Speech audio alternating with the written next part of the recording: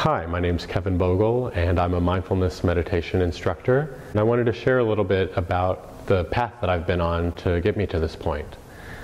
So a couple of years ago, I saw an advertisement for a 9 or 10 month course with Shastri Ethan Nichtern, teaching mindfulness meditation instructors.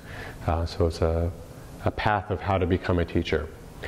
And I've been meditating for several years at this point and kind of been on a personal path as a meditator and someone interested in meditation, and had maybe been encouraged to look into teaching, but didn't really think about it too much as something that I was going to do.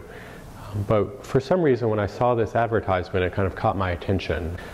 So when I decided to do the training, it was because I had been kind of lax around meditation. Even though I'd been sitting for a few years, I kind of had a spotty practice, and thought that doing a long teacher training would be making a commitment to myself, that I would be committing to deepening as someone who is meditating. And so I thought that sounded like a good idea. And I had also heard that becoming a teacher means becoming a better student.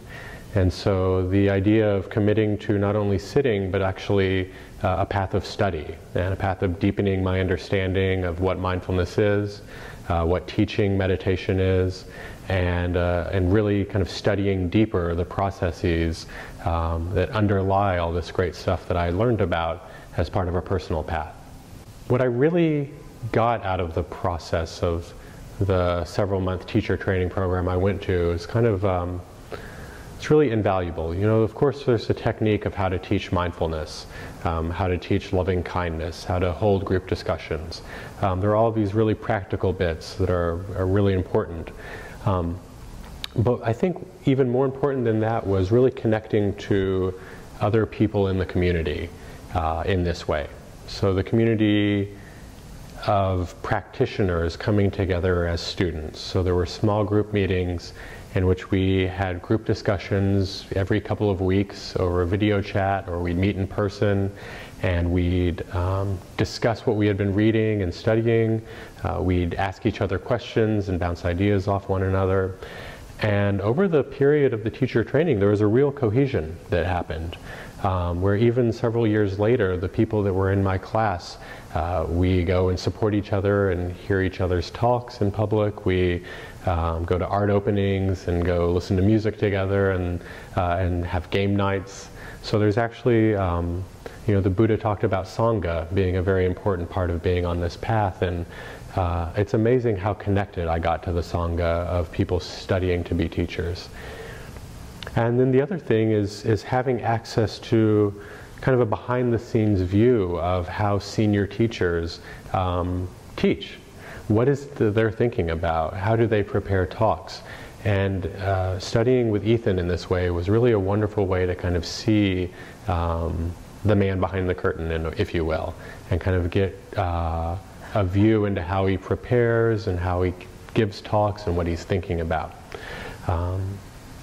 And since then, I've had a really wonderful time. You know, I did commit to the meditation and sitting every day for the period of the teacher training, and I've committed to being a deeper student and really studying and going deeper on the path of being a student. And the way that that's allowed me to show up in the world has been really surprising. Since I've gone through the training, I've hosted a group called the Heart of Recovery, which is a group for people in recovery from various addictive behaviors and patterns of being, in which we use meditation and mindfulness as a key of unlocking that behavior.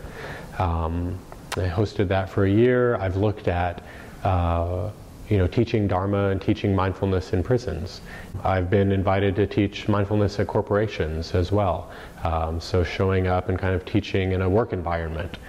So it's really surprising the different places that this teacher training has gotten me from kind of a half-inspired so-so meditator to someone who's really kind of firmly on this path of teaching. And I don't know where it's going to go next, but it's really helped me connect to my own practice. And I think the most important thing I've gotten from it is I really feel that I've been empowered through the teacher training to be able to show up and know my own truth, know the biases that I see the world through, know my preconceptions, and be able to show up and kind of speak that truth and the truth of mindfulness and meditation to other people. So if you feel inspired by any of the things that have brought me to this point in the path, I'd really encourage you to submit your application to join the teacher training program at Shambhala Center of New York.